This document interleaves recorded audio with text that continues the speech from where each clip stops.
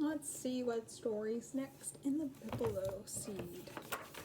So many unique things in here. Tad and Todd. Tad and Todd.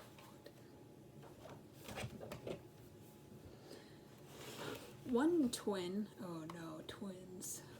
This is going to be a hard one to read, I can tell already. One twin was named Tad, and one twin was named Todd, and they were alike as two peas in a pod. They were as... It's happening already. I have to restart. I'm just going to tell you who they are on the front cover. They're these two. One twin was named Tad, and one twin was named Todd, and they were alike as two peas in a pod. They were so much alike from their hair to their feet that people would stare when they walked down the street. And no one, not even their own mother, knew which one was what one and what one was who. Now Todd, on the right, was the happier one. He thought being twins was a whole lot of fun. He liked it because no one could tell him from Tad, but Tad on the left, well, it made him quite sad. So Tad on the left one day said to Todd, "I don't want to be like two peas in a pod. I'm going to look different, I tell you," he said. And Tad got some ink and he dyed his hair red. Now people will know when they see me and you which one is what one and what one is who. Here we have happy and we have sad. And sad dyed his hair red. "No, no," answered Todd on the right, "if you please. I like the idea of the pod into peas." And Todd grabbed the bottle, and quick as a wink, he dyed his own hair with the very same ink. "Oh," sighed poor Tad on the left, "this is bad. I still look like Todd, and he still looks like Tad. And he worried all day, and he fretted all night. How can I look different from Todd?" On the right. "It's going to take brains, and it's going to take tricks," thought Tad, and next morning he got up at 6. "I've got to wear clothes of a very strange kind." So he made a false tail, which he hitched on behind. He left off one shoe, stuck a rose on his toe.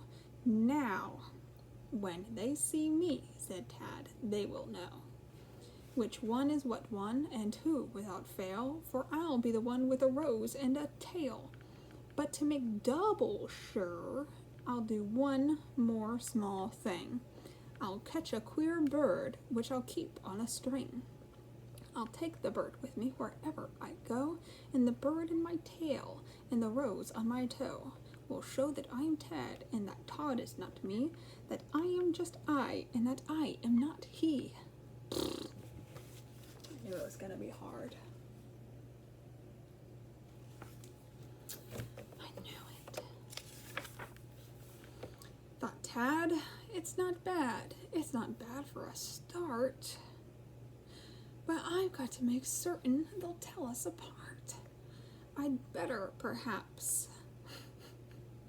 get a couple things more." So he took all his savings and went to a store and bought a big statue of General Lee Miller, who was once a famous old buffalo killer. That for his shoulder, and then for his back he strapped on a dog in a brown burlap sack. "They're heavy," thought Tad, "and the bag sort of itches, but people will know now which one of us which is. It's mighty good stuff, but is it enough? It may be enough, but I can't take a chance. The whole town must know I am Tad at first glance."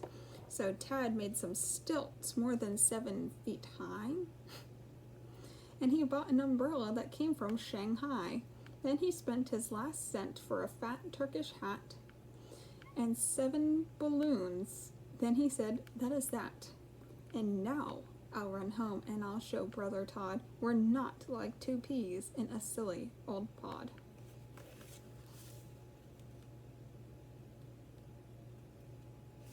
It's too much.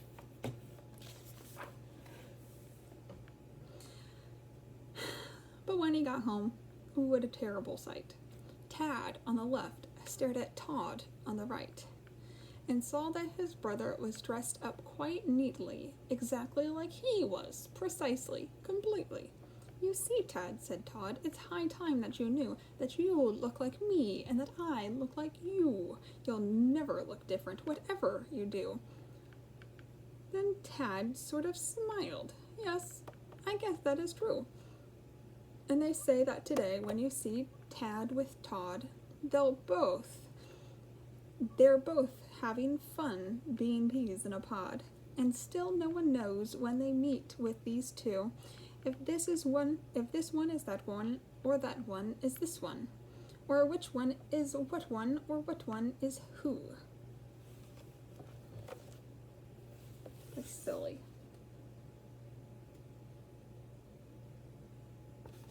They look completely surprised.